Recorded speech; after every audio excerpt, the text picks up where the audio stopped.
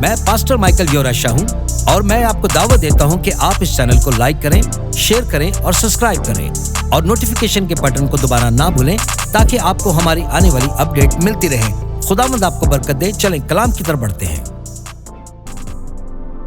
इस पैगाम को समेटते हुए मैं आपसे मुख्तसर बात करना चाहता हूं इन कुर्बान गाहों के बारे में जो कुर्बानी के लिए बनाई गई। दाऊद ने कल्याण की जगह को कुर्बान गाह बनाया। इब्राहिम ने कौवा मोरिया पर कुर्बान गाह बनाई। मरियम ने यीशु के कदमों पर अपनी कुर्बान गाह बनाई। लेकिन हमारे खुदा बाप ने कौवा कलवरी पर अपनी कुर्बान गाह बनाई। आपकी बाइबल में कहीं भी खुदा की कुर्बान गाह को बरकत की कुर्बान गाह नहीं कहा गया। लेकिन आज हमने इस मुकद्दस जगह को एक ऐसा मकाम बना दिया है जिसे मुझे बरकत दो कहा जाता है। एक ऐसी जगह जहां मैं अपनी बरकत हासिल करता हूं और तवज्जो सिर्फ मेरा या फिर मेरी पर होता है। कलाम कहता है कि बरकत दो, लेकिन मेरा ख्याल है कि कलीसिया अक्सर इसमें उल्ट फेर कर देती। ज़बूर 103 में लिखा है, ऐ मेरी जान खुदावंद को बरकत दे। ये नहीं कहता कि ऐ खुदावंद मुझे बरकत दे। आप में से कितने जानते हैं कि हम आज यहाँ खुदावंद को बरकत देने के लिए बात का जिक्र करते हैं कि एक कौल था, जब तारीफें ऊपर जाती थीं तो बरकतें नीचे आती थी। मेरे दोस्त, ये गलत अकीदा है। ज़बूर 22 कहता है, जब तारीफ ऊपर जाती है तो बरकत देने वाला नीचे आता है। ये एक बड़ा फर्क है, क्योंकि जब बरकत देने वाला नीचे आता है तो हमने आज सुबह इबादत में इसका जिक्र किया। अगर आपको सुकून चाहिए तो वो कहता है कि मैं हूं। अगर आपको माली जरूरियात है तो वो कहता है कि मैं हूं। अगर आपको खुशी चाहिए तो वो कहता है कि मैं हूं। अगर आपको शिफा चाहिए तो वो ये कहता है कि मैं हूं। अगर आपको निजात चाहिए तो वो ये कहता है कि मैं हूं। यही उसका नाम है यहोवा यशवा यस्सु, जिसका मतलब है निजात। शुक्र है खुदावंद का, वो सिर्फ मुहैया नहीं करता बल्कि वो खुद ही कुर्बानी है। सुनिए, खुदा की कुर्बान गाह हमेशा कुर्बानी, खून बहाने और मौत का पैगाम होती है। सिर्फ उस मासूम बर्रे से पूछे जो वहां ले जाया गया। यही वजह है कि जब लोग यहूदा के घर में निजात पाते हैं तो हम इन्हें कुर्बान गाह पर आने के लिए कहते हैं, क्योंकि ये पुराने इंसान की मौत की अलामत है। और खुदा का शुक्र हो कि ये नई जिंदगी की भी नुमाइंदगी करता है। जब हम नए सिरे से पैदा होते हैं, क्योंकि हम मसीह में जिंदा नहीं हो सकते जब तक कि हम मर ना जाएं।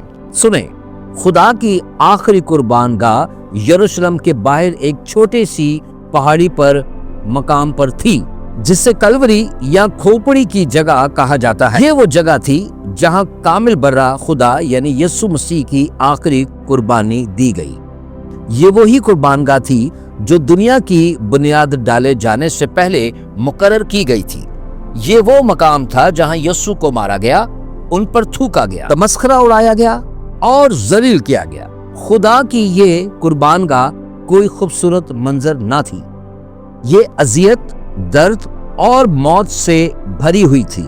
ये वो मकाम था जहां उसने अपने बाजू फैलाए और पुकारा। टैटिलिसिटी ये एक कदीम यूनानी इस्लाह है। ये एक हिसाब किताब की इस्लाह है जिसका मतलब है मुकम्मल तौर पर अदा किया गया।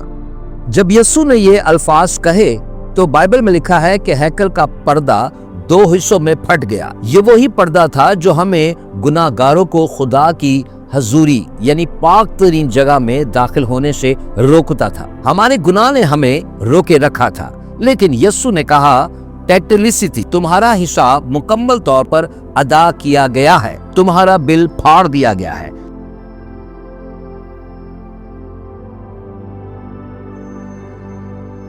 हम सब इस कहानी से वाकिफ हैं कि यीशु ने अपनी रूह को छोड़ दिया और खुदा की उस कुर्बान गाह पर जान दे दी। लेकिन किसी को खुदा का शुक्र अदा करना चाहिए, क्योंकि आप में से कितने जानते हैं कि ये कहानी का इख्तिताम नहीं था। 3 दिन के बाद मैं आपको ये बताने आया हूँ कि यीशु दोबारा जिंदा हुआ।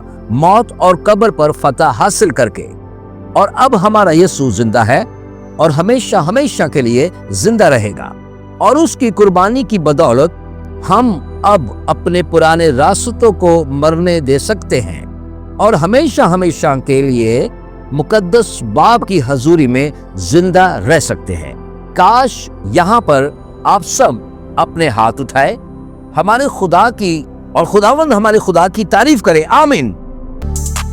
ہائے، میں پاسٹر مائیکل یورشا ہوں اور میں امید کرتا ہوں کہ آج آپ نے اس چھوٹے سے پیغام سے بہت برکت پائی ہے، اور میں چاہتا ہوں کہ مسیح کا یہ پیغام پوری دنیا میں پھیلانے کے لیے آپ ہماری مدد کریں۔ اس چینل کو لائک کریں، شیئر کریں، سبسکرائب کریں اور نوٹیفیکیشن کے بٹن کو پریس کرنا نہ بھولیں۔